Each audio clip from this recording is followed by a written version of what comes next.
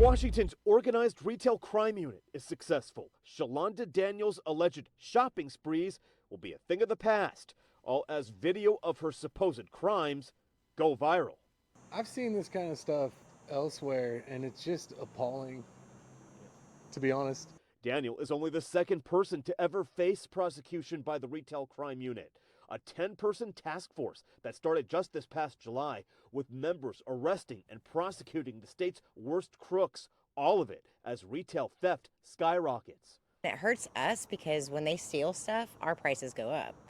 So, I mean, it's hitting everybody. As seen in this security video, authorities say Daniel had little qualms about snatching things in broad daylight. The result, more than $200,000 worth of goods stolen and snatched across western Washington, including at this store in Linwood.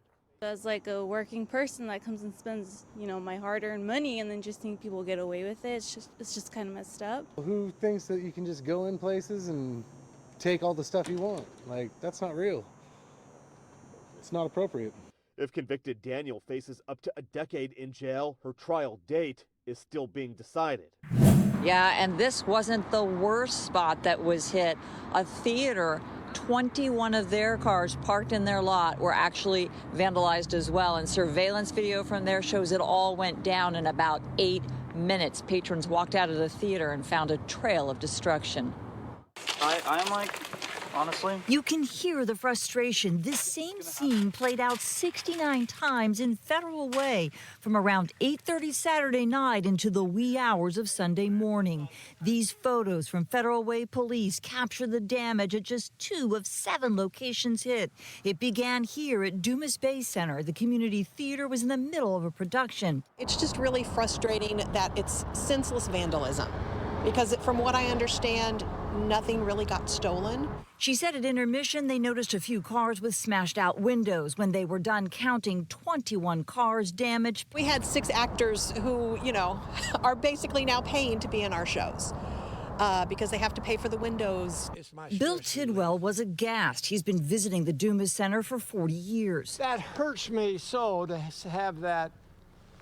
This is our community. Federal Way police want you to see this dash cam video. They say it shows some of the 5 juvenile suspects.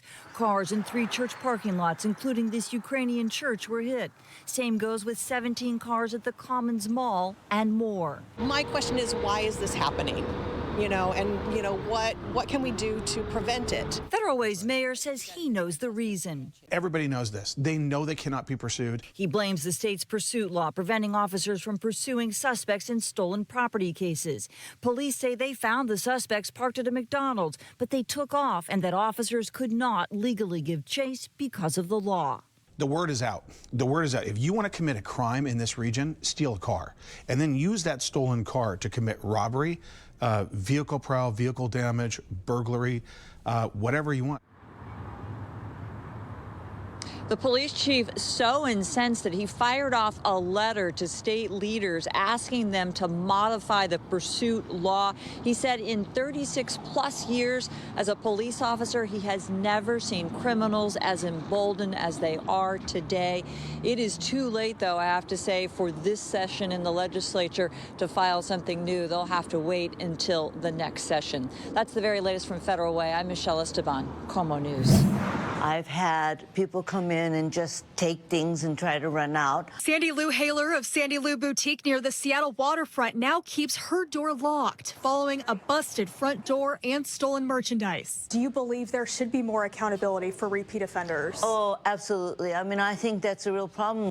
To help businesses like hers, Senate Bill 5056 would let prosecutors seek up to 2 additional years on a sentence for some property crimes if they can prove the suspect is a habitual offender. The folks that are committing these property crimes are often suffering from a substance abuse addiction or a mental illness. The State Retail Association believes it would help decrease property crime numbers statewide. This comes a day after Seattle Police Chief Adrian Diaz reported crime numbers are likely much higher than what's been reported. After talking with a lot of businesses over the last couple of years, they have expressed that they're an inability to just feel like they can just call 911 and get an officer response. Lou Haler says she doesn't believe more jail time is the answer. I would prefer social programs. I would prefer programs where people had counseling. Down the street at the Seattle Shirt Company, KOMO has covered countless instances of break-ins. In a statement, General Manager Carrie Hicks writes, if a bill like this were to pass,